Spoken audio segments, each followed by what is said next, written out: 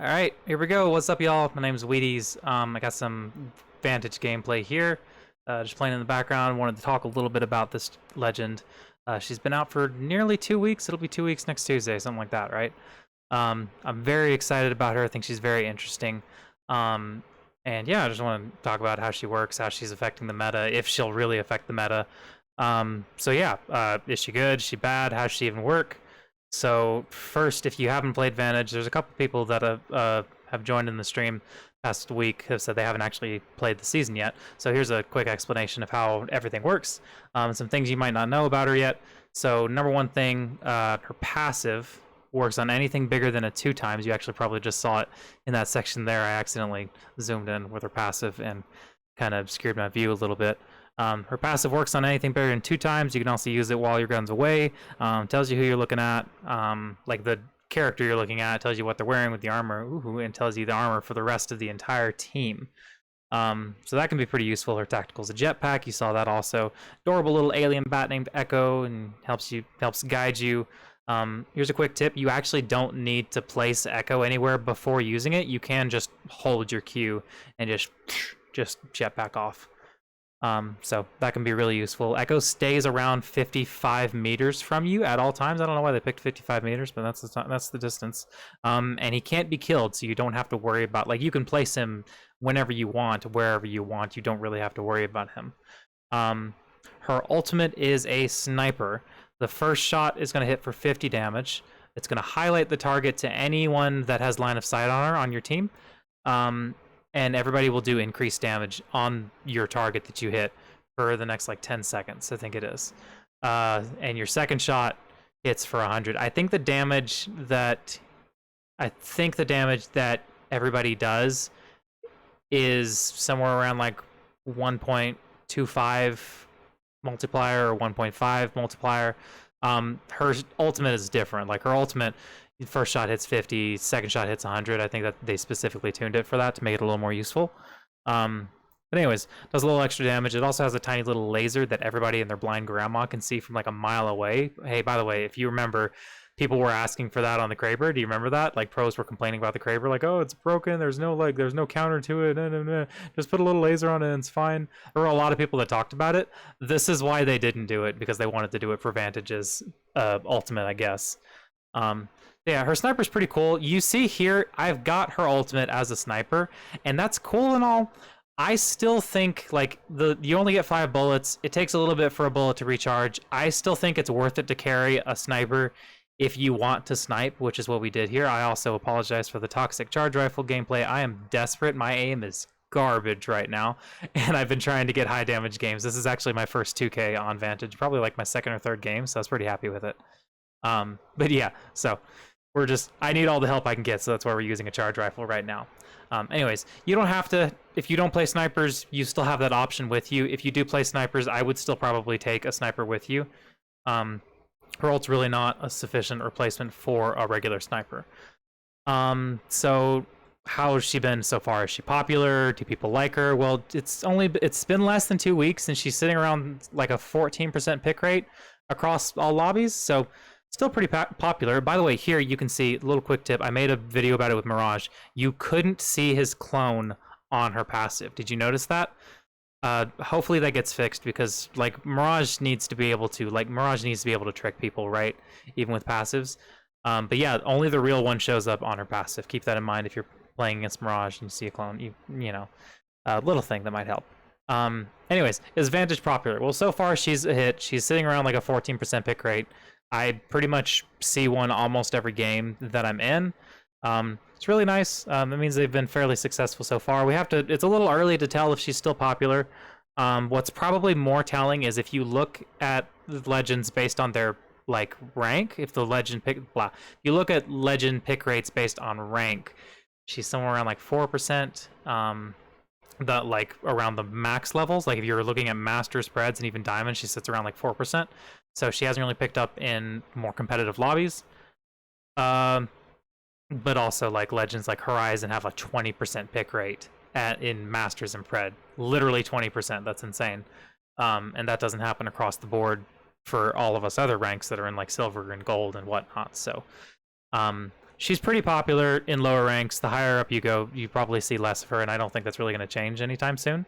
There's one pro that's playing her a lot, and his name's Albrelelli. And if you don't know Albrelelli, then literally, how did you find me? Actually, comment down below how you found me. I'm really curious how you found me. Albrelelli is a huge name, like huge player. Played for Cloud9. Just recently parted ways with them and is trying to form his own team. Mechanical Monster, like started off on Pathfinder, started off with TSM, and then played with Cloud9 for a little bit, forming a team now. So here's what he said about Vantage, and I've got his tweet right here. Quote, Vantage is harder to kill than Valk ever was when played properly. By far the most obnoxious legend in the game when you know what you're doing, and I love it, unquote. So that's what Albrelelli thinks of him, and Albrelelli managed to get top 5 pred so far with Vantage. So high praise, and he's getting results. So, you know, he thinks she's really good. He's alone. It's really just him. Nobody else seems to think that she's that great.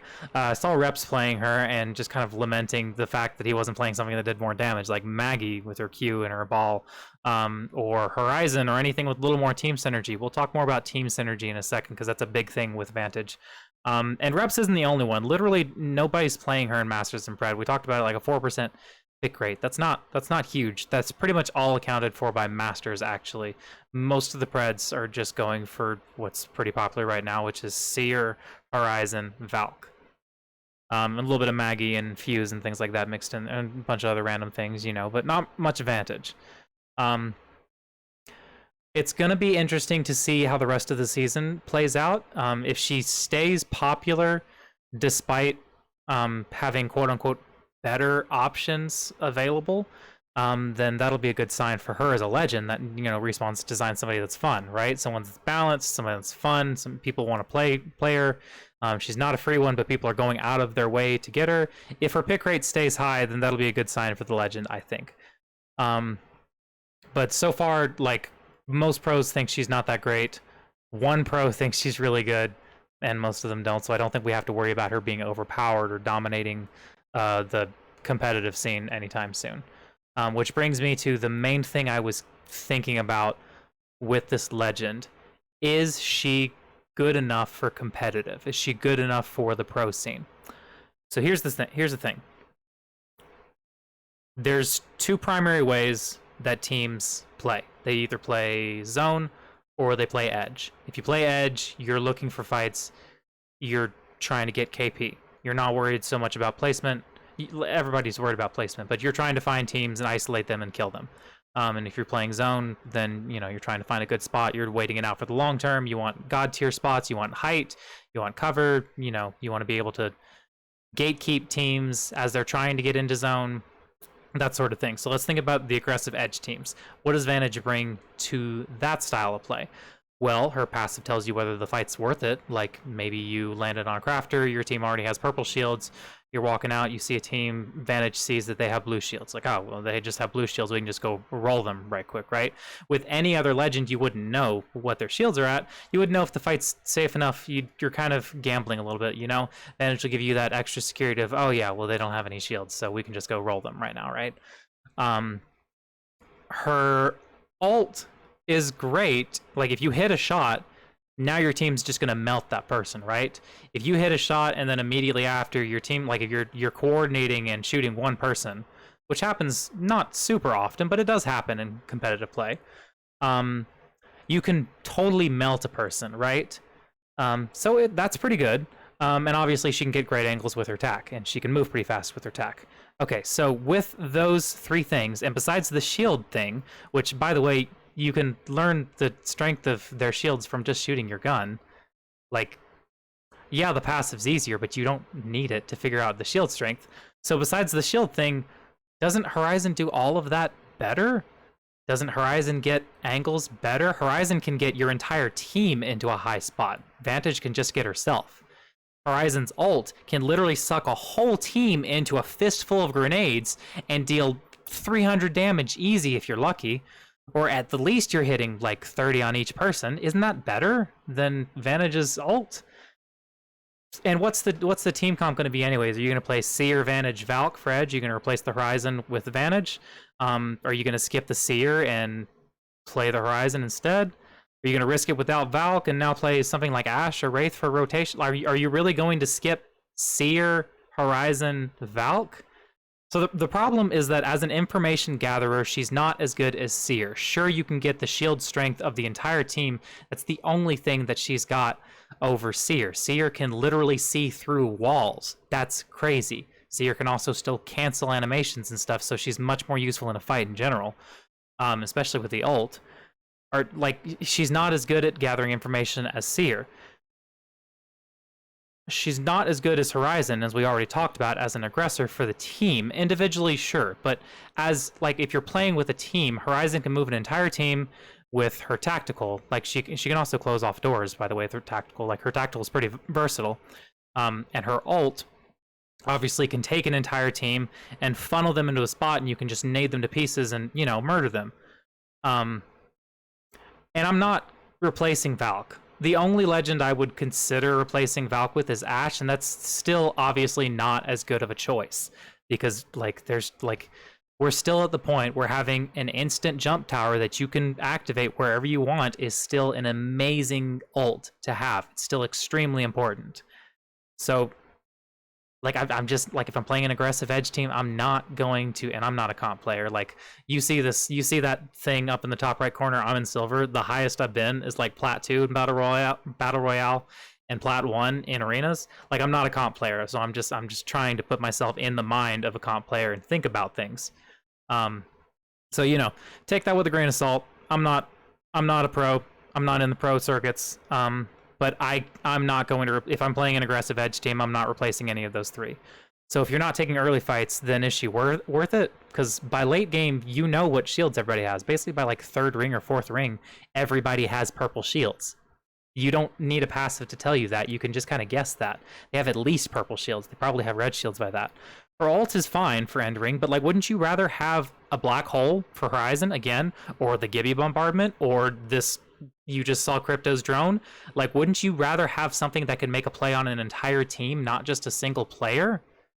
Her tactical is awesome, but it's selfish. And again, like we said, Horizon's tactical is just better for a whole team. She's really balanced, and that's the problem with her comp success. She doesn't excel at anything. She doesn't fail at anything. She doesn't have a significant weakness. She doesn't counter anyone. She doesn't get countered. There's just not, like, there's not a lot of reason to play her. There's no reason not to play her other than the fact that there's better options that can actually counter and make bigger plays. She's fun, and if you want to play her in ranked, go for it. And I'm going to be playing her in ranked. I think especially if you're solo queuing, the team elements are less important. It's harder to communicate as a whole team when, you know, when it's, you know, you're just solo queuing, right? And you're matching with randoms you've never met before. Like, don't worry about the team comp that much. I would totally say player, same thing with like Octane and Ashe, and, well, there's tons of off-meta legends that are still good for solo queue. Like, yeah. She's fun. So first of all, before I talk about that, I don't think she has to be in comp. We don't have to see her at ALGS. It's nice to see all of your favorite legends at ALGS, and it's nice to know that they're all viable. It was awesome when we saw Fnatic play Lifeline of all legends in the finals of ALGS, but they don't all need to be there. Like, they're still fun legends, even if you're not seeing them in pro play, right? Like, there's nothing wrong with playing Mirage. There's nothing wrong with playing your favorite legend. But what would it take for her to actually show up? What I want to see happen, and this is a pipe dream of mine, I don't think this is actually going to happen, but what I want to see is Furia play her, because they're an aggressive edge team, right? And they love fighting, and they basically, like their team comp kind of came together because they were mainly just playing what they thought was fun, and then they realized it worked really well. I want to see Furia try her, and they would probably have success if they played Mirage, Lifeline, I don't friggin' know, Bloodhound, just pick a random legend. They would probably have success with just totally random legends. And North America has a habit of just copying the top teams. So if Furia won with Vantage, I feel like we would see a lot of people playing Vantage. And then other streamers would pick her up, and then suddenly everybody's playing Vantage, and, you know, Respawn's like, oh, do we need to nerf her? No, she's balanced. It's just Fury is, you know, broken. If she did become meta, one thing that is kind of interesting is I think we would see less Valk teams, because her ult and her passive combined kind of make it a lot easier to knock a Valk out of her ults, because remember, the passive, yeah, the passive tells you how far away the target is. And then the little notches on the sniper tell you where you need to shoot in relation to that distance. Well, now you just like, there's tons of clips of Valkyrie Lily just shooting Valk teams out of the air in 2 shots because he can, and this thing is making it even easier. You don't have to guess, you're just told where to shoot. So if she did become meta, I think we'd see less Valk teams. Not sure if that's good for the comp scene, but that's a whole nother video. Yeah, fun legend, probably not going to be in comp. Player when you're solo queuing, have fun, but don't expect her to be an easy road to pred. Thanks for watching. If you liked this video, please consider subscribing and liking. I finally have my streaming schedule up. If you're watching this before like the first week of September, I'll be away for a little bit, so I won't be streaming until about the second week of September. Anyways, yeah, thanks for watching, and hope you all have a great day. See you in the comments.